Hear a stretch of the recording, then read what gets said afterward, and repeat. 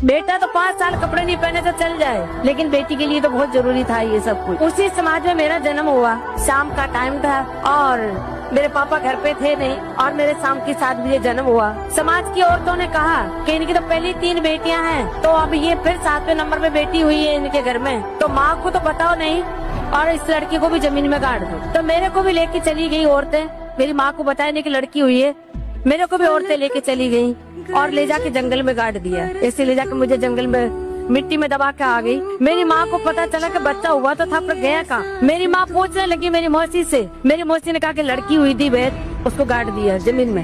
मेरी माँ रोने लगी। मैंने 9 महीने मेरे पेट में बच्चा रखा है और वो बेटी को मैं देख भी नहीं सकी, और ये औरतें ले जाके मेरी बेटी को गाड़ा है। तो मेरी मदद कर दे बहन, मेरे को बता कहाँ गाड़ा है उसको। मेरी माँ इस विश्वास के साथ कि नहीं मेरी बेटी जिंदा मिलेगी, नहीं मिलेगी तो मैं उसको छू के देख तो लूं कि मैंने जिसको 9 महीने पेट में रखा है। इस उम्मीद के साथ मेरी माँ चली गई जंगल में मेरी मौसी के साथ। मुझे जब खोद के निकाला तो मेरी सांसें चल रही थी और मैं मेरी माँ को जिंदा मिली। ऐसे करते करते मैं 7-8 साल की थी। उस घर में मैं डांस कर रही थी और वहाँ पे टूरिज्म डिपार्टमेंट के लोगों की नजर पड़ी। उन्होंने मुझे स्टेज तक आने का मौका दिया। जो भी मुझे देखते ये कहते कि ये लड़की बहुत आगे जाएगी, बहुत आगे जाएगी, इसमें भगवान ने वो कला दी। उस आगे आगे के चक्कर में मैं 100 पैसे कर नहीं जा। उसी आगे आगे के चक्कर में मुझे भारत सरकार ने पद्मश्री दी।